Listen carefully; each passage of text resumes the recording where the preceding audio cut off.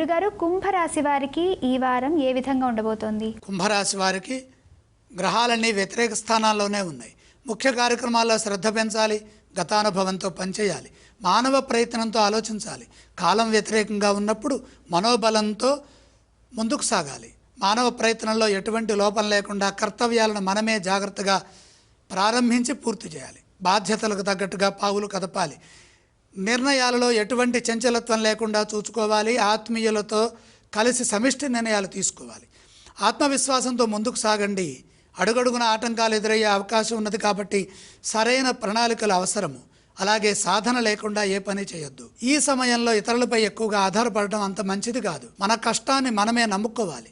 మన ధర్మం మనల్ని సదా కాపాడుతుంది.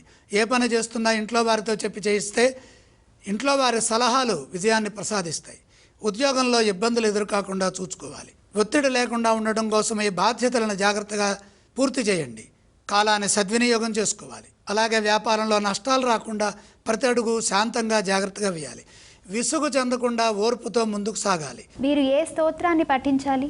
కుంభరాశి వారు నవగ్రహ ధ్యాన శ్లోకాలు చదువుకోవాలి. ఈ రాశి వారు ఏ ఆలయాన్ని సందర్శించాలి? నవగ్రహాలని దర్శించాలి. గురుగారు, కుంభరాశి వారు ఏవేవి దానాలు చేయాలి? నవధాన్యం నవగ్రహాల దగ్గర ఉంచి నవగ్రహాల చుట్టూ 3 ప్రదక్షిణలు చేయాలి.